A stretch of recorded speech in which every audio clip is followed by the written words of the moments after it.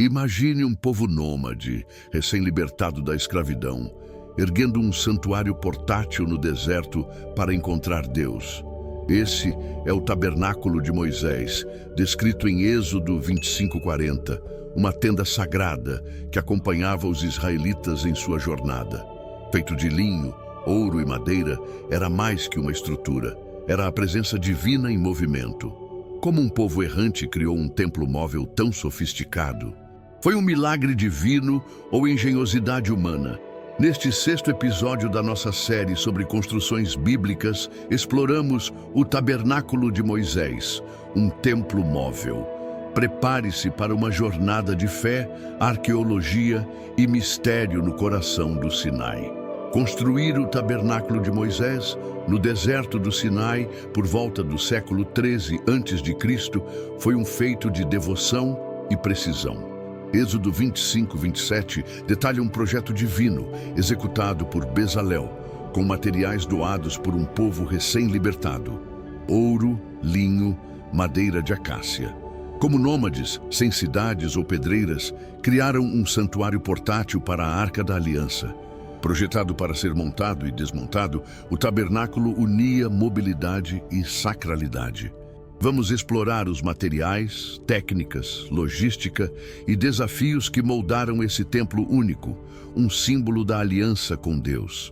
O tabernáculo, descrito em Êxodo 26, era uma tenda retangular de 15 metros por 5, com paredes de linho azul, púrpura e escarlate, bordadas com querubins. Estruturas de acácia cobertas de ouro formavam o esqueleto, fixadas por bases de prata.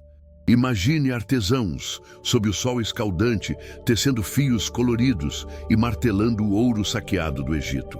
A Arca da Aliança, no Santo dos Santos, era protegida por véus. O altar de bronze, para sacrifícios, ficava no pátio externo, cercado por cortinas de lã tingida. A logística era extraordinária. Bezalel, inspirado por Deus, Êxodo 31:2-5, coordenava milhares de israelitas, de tecelãs a ourives. Doações voluntárias, narradas em Êxodo 35:21, incluíam joias, peles de cabra e óleo de oliva, coletados em cestos. Tribos nômades, acampadas ao redor do Sinai, transportavam madeira de acácia em carroças puxadas por bois. Escavações no Sinai revelam acampamentos com ferramentas de cobre, sugerindo trabalho comunitário. Como manter a ordem?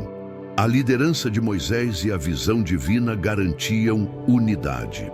O contexto espiritual era central.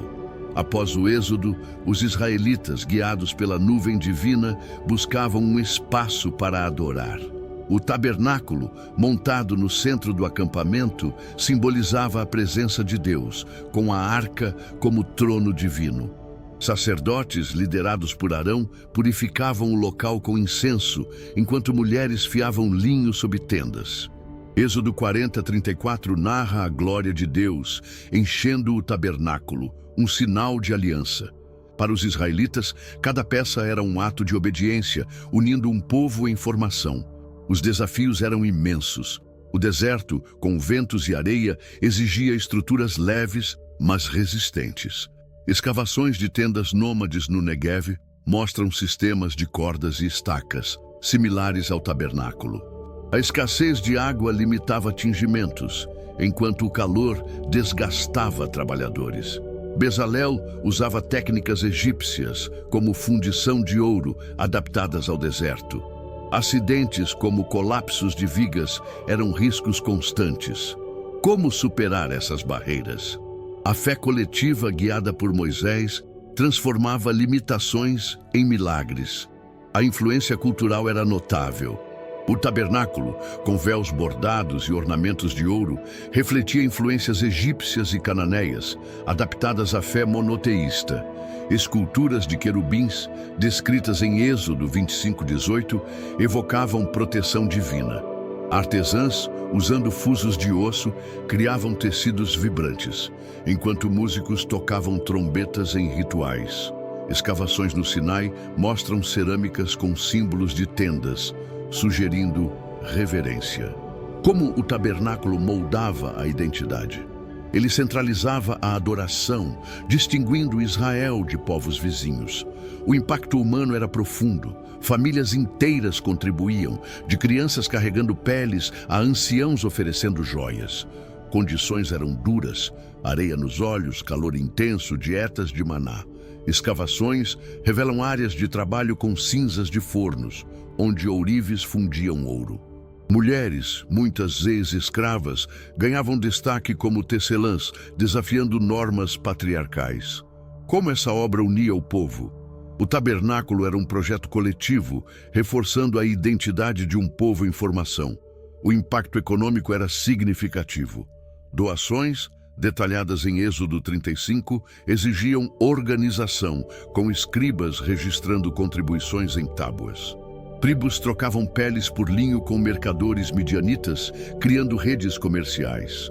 Escavações mostram contas de conchas, evidenciando trocas no deserto. Como sustentar o projeto? A generosidade, movida pela fé, superava a pobreza, mas gerava tensões, com alguns resistindo a doar. Moisés, segundo Êxodo 36:6, chegou a limitar contribuições, um testemunho de devoção. O simbolismo arquitetônico era rico. O tabernáculo, dividido em Santo dos Santos, Santo Lugar e Pátio, representava a ordem divina. Cores, azul, céu, púrpura, realeza, escarlate, sacrifício, conectavam ao sagrado. A mobilidade, com peças desmontáveis, refletia a jornada de Israel. Êxodo 25:8 diz: "Farão um santuário e habitarei no meio deles." Como esse design moldava a fé? Cada detalhe, de estacas a véus, lembrava a presença de Deus, mesmo no deserto. A construção, concluída em meses, foi um marco. Êxodo 40:17 descreve a montagem final, com Moisés erguendo o tabernáculo sob a nuvem divina. Sacerdotes em vestes bordadas ungiam a arca com óleo, enquanto o povo celebrava com cânticos. O tabernáculo, embora temporário, era eterno em significado, guiando Israel até Canaã. Como uma tenda tão frágil tornou-se o coração da fé. Vamos explorar sua vida no deserto. O tabernáculo de Moisés era mais que uma tenda. Era o coração espiritual de um povo nômade, pulsando com sacrifícios, orações e a presença de Deus. De 1300 a.C. até a construção do Templo de Salomão, guiava os israelitas pelo deserto, movendo-se com a nuvem divina, Êxodo 40:36. Como era viver ao redor desse santuário portátil, onde a fé enfrentava rebeliões? Como o tabernáculo moldava a vida no deserto? Vamos explorar seus rituais, organização e desafios, revelando um templo que acompanhava um povo em jornada. O tabernáculo, descrito em Levítico, era um centro de adoração. Sacerdotes liderados por Arão ofereciam sacrifícios diários de ovelhas no altar de bronze, com sangue aspergido para expiação. A Arca da Aliança, no Santo dos Santos, era acessada uma vez por ano pelo sumo sacerdote.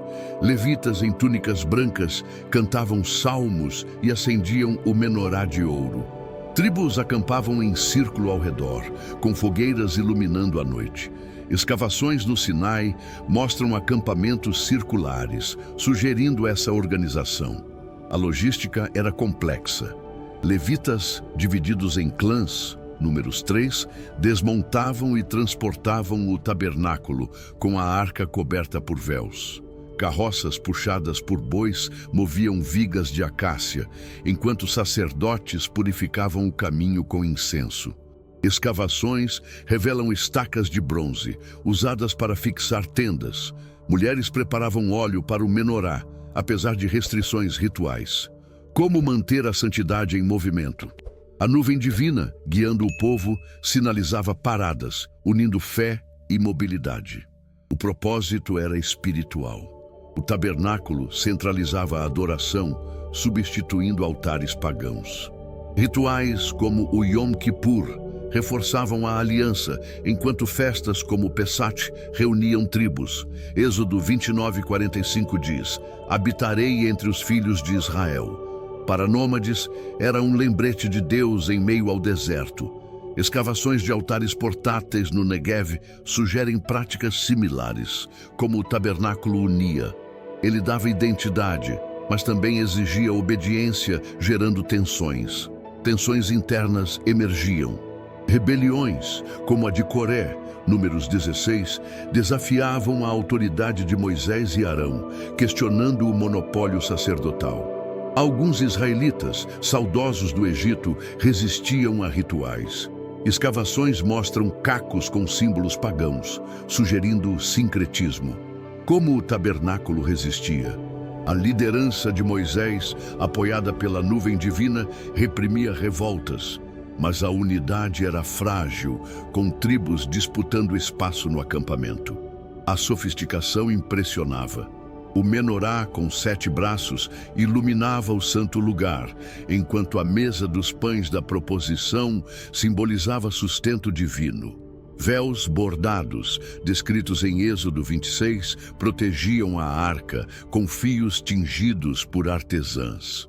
Escavações no Sinai revelam agulhas de osso usadas em bordados.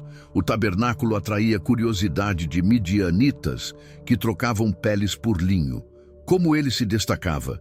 Sua beleza, mesmo temporária, refletia a glória divina. A interação com o povo era intensa. Israelitas traziam oferendas, grãos, óleo ao pátio, tocando cortinas com reverência. Sacerdotes ensinavam a Torá enquanto crianças ouviam histórias do Êxodo. Escavações mostram amuletos com símbolos de tendas, sugerindo devoção. Mas disputas sobre acesso ritual geravam conflitos, com levitas limitando o pátio. Como o tabernáculo moldava a fé? Ele unia, mas também expunha divisões, com Moisés mediando tensões. A influência cultural era vasta. O tabernáculo inspirava canções e tradições preservadas no Talmud. Sua mobilidade influenciou tendas beduínas com paralelos em escavações no Negev. A Bíblia, porém, alerta. O tabernáculo era um meio, não um fim. Sua glória, narrada em Êxodo 40, apontava para Deus, não para a tenda. Como sua história sobreviveu? Vamos explorar as evidências arqueológicas. O tabernáculo de Moisés, descrito em Êxodo 25:40, é um dos maiores enigmas da Bíblia. Um santuário portátil usado por nômades deixou poucos vestígios, mas pistas arqueológicas e textos antigos alimentam o debate. Existiu como narrado ou é uma tradição simbólica? Foi a casa de Deus ou um feito humano? Vamos analisar as evidências, os desafios de rastrear uma tenda no deserto e as teorias que conectam o tabernáculo ao Sinai, buscando a verdade por trás de um templo móvel. Escavações no Sinai e Negev revelam acampamentos nômades do 2º milênio antes de Cristo, com tendas circulares e altares portáteis de pedra, similares ao tabernáculo. Bases de estacas, encontradas em Timna, sugerem estruturas desmontáveis, como em Êxodo 27. Cerâmicas com símbolos de tendas, datadas do século 13 a.C., indicam reverência a santuários. Alguns estudiosos, como William Albright, ligam esses sítios aos israelitas, mas a falta de ouro ou linho levanta dúvidas. Poderia o tabernáculo ser mais simples que o relato? Textos antigos são cruciais. Êxodo 25:40 detalha o tabernáculo, enquanto o Talmud descreve rituais, corroborando altares e véus. Paralelos com santuários midianitas, narrados em Juízes 6, sugerem influências regionais. Críticos como Israel Finkelstein argumentam que o tabernáculo é uma idealização posterior, escrita no exílio. Escavações de tendas beduínas mostram técnicas de tecelagem, como as de Êxodo 26.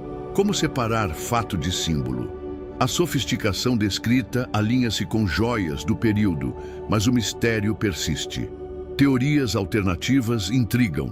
Alguns apontam para santuários em Shiloh, onde a arca foi guardada, 1 Samuel 1, como evolução do tabernáculo. Outros sugerem paralelos com tendas egípcias, usadas em campanhas militares com vigas de madeira. Escavações em Hazor revelam altares portáteis, datados do bronze tardio. Para crentes, a ausência de ruínas reforça a mobilidade. O tabernáculo era temporário. Para arqueólogos, a busca continua, com sonar testando o Sinai, mas sem resultados conclusivos. Os desafios arqueológicos são enormes. O deserto destrói tecidos e o ouro era reciclado. Datações do século XIII a.C. são debatidas, com poucos sítios confirmando a presença israelita. Êxodo não dá coordenadas exatas e Sinai é amplo. Escavações em Kadesh Barnea mostram acampamentos, mas sem santuários. Como rastrear uma tenda? A Bíblia sugere que o tabernáculo foi substituído pelo templo, deixando poucos traços. Para cientistas é um puzzle, para crentes, um ato de fé. Pistas culturais reforçam a narrativa. Tendas beduínas modernas usam cordas e estacas, como em Êxodo 27, sugerindo continuidade. Textos rabínicos detalham o menorá, inspirando símbolos judaicos. Escavações em Tímna mostram altares com cinzas similares aos de Levítico. Para crentes, o tabernáculo vive na Torá. Para historiadores, reflete nômades do bronze. Como ele moldou a história? Sua mobilidade ressoa em tradições judaicas, apontando para a próxima construção. A lição do tabernáculo transcende ruínas. Êxodo 25:8 enfatiza a presença divina, não a tenda. Escavações mostram que santuários portáteis uniam tribos como o tabernáculo fez. Seja real ou simbólico, inspira perguntas. Onde encontramos Deus? O que une um povo?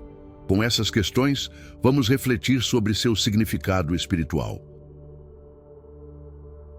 O tabernáculo de Moisés é mais que uma tenda. É uma lição sobre a presença de Deus em qualquer lugar. Êxodo 40:34 mostra a glória divina enchendo o santuário, não por sua beleza, mas pela fé. O que aprendemos com um povo que carregava Deus no deserto? O tabernáculo nos desafia a buscar a presença divina em nossas jornadas, onde quer que estejamos. A história nos pergunta: onde está nosso santuário? Os israelitas encontravam Deus em linho e ouro, mesmo em terras áridas. Hoje enfrentamos desertos, incertezas, solidão, que exigem fé móvel. O tabernáculo ensina que Deus não está preso a templos, mas caminha conosco. Como viver essa verdade? A resposta está em orar, confiar e construir alianças, mesmo em movimento. Em um mundo acelerado, a mensagem do tabernáculo ressoa. Deus é próximo, não distante. Cada estaca fincada com fé era um passo rumo à promessa. Que tabernáculo você carrega? Talvez seja a esperança, o amor ou a confiança. O tabernáculo perdido no deserto nos lembra que a verdadeira presença está no coração. Vamos encerrar com um convite para o último capítulo. O tabernáculo de Moisés, um templo móvel, é mais que uma tenda antiga. É um símbolo de fé, mobilidade e aliança que ressoa até hoje. Seja um milagre ou engenhosidade, sua história desafia a arqueologia e inspira a alma. Nossa série sobre construções bíblicas continua, e o próximo episódio trará o lar de um rei que uniu Israel com coragem. Adivinhou qual é? Não perca o episódio 7, o Palácio de Davi, o Rei Guerreiro. Clique no vídeo sugerido, inscreva-se, ative o sininho e junte-se a nós. Antes, deixe seu like, compartilhe e comente o que te marcou mais no tabernáculo. Nos vemos no próximo capítulo.